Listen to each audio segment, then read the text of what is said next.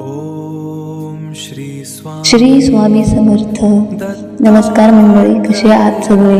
भक्तांनो, स्वामी समर्थांच्या मठात पाऊल ठेवताच आपल्या जी मनाला शांती आणि सकारात्मक ऊर्जा मिळते ती शब्दात सांगता येणार नाही.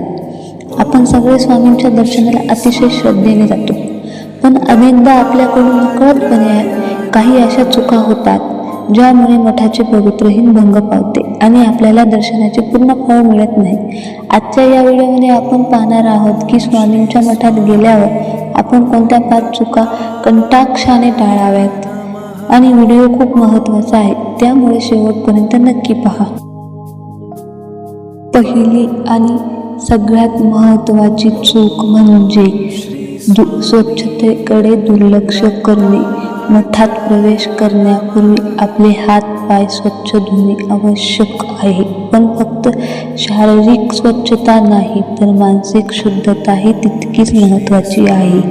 मठात जाताना कोणतेही मनात वाईट विचार, कोणाचाही राग किंवा दोष घेऊन जाऊ नका.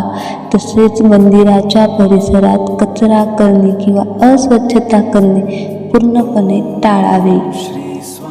दुसरी चूक जी आजकाल खूप लोक करतात ती म्हणजे मोबाईलचा वापर. मठात आपण देवाशी जोडले जाण्यासाठी, शांततेसाठी जातो. तिथे गेल्यावर सतत फोटो काढणे, रील्स बनवणे किंवा मोठ्या आवाजात फोनवर बोलणे पूर्णपणे चुकीचे आहे. त्यामुळे तिथे ध्यान करणाऱ्या आणि नामजप करणाऱ्यांना इतर भाविकांशी शांतता भंग होते. मठात प्रवेश करण्याआधी आपला फोन सायलेंटवर नक्की करा आणि शक्यतो मोबाईल खिशात ठेवा.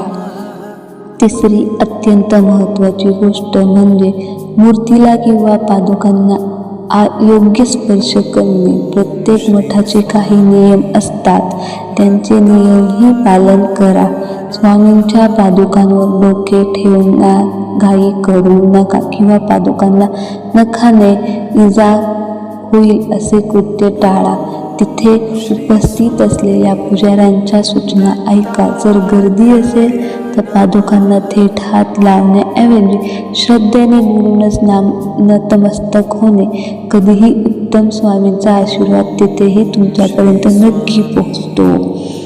चौथी चूक म्हणजे दर्शनाची घाई करणे. सणाच्या वेळी किंवा गुरुवारी मठात खूप गर्दी असते. अशा वेळी लोक पुढे जाण्यासाठी एकमेकांना ढकलतात.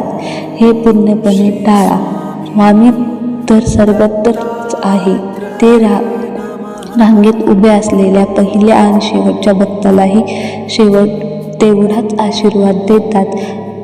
त्यामुळे रांगेत उभे असताना संयम ठेवा. उगाचच चिडचिड करण्यापेक्षा डोळे बंद करून मनातल्या मनात श्री स्वामी समर्थ हा मंत्राचा नामजप करत राहा.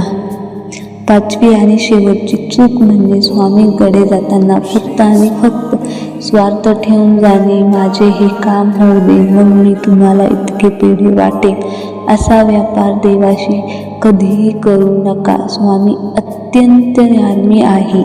त्यांना तुमच्या सर्व गरजा आणि अडचणी आधीच माहीत आहेत. मठात गेल्यावर फक्त स्वामी तुमची कृपा माझ्यावर आणि माझ्या कुटुंबावर नेहमी राहू दे आणि मला योग्य मार्ग दाखवा एवढीच प्रार्थना करा. निष्काम भक्तीने केलेले दर्शन नेहमी फलदायी ठरते. तर भक्तांनो, ह्या होत्या 5 चुका, त्या आपण स्वामींच्या मठात जाताना नेहमी टाळल्या पाहिजे. मला खात्री आहे की हा व्हिडिओ तुम्हाला नक्कीच उपयुक्त ठरला असेल. तर तुम्हाला आजचा हा व्हिडिओ आवडला असेल तर व्हिडिओला एक लाईक करा, शेअर करा आणि आपल्या कुटुंबासोबत नक्की ऐका. आणि हो, कमेंट बॉक्समध्ये श्री स्वामी समर्थ लिहायला विसरू नका. आपल्या चॅनलवर नवीन असाल तर सबस्क्राईब नक्की करा. पुन्हा भेटूया अशाच एका नवीन आणि माहितीपूर्ण व्हिडिओमध्ये. तोपर्यंत काळजी घ्या. श्री स्वामी समर्थ.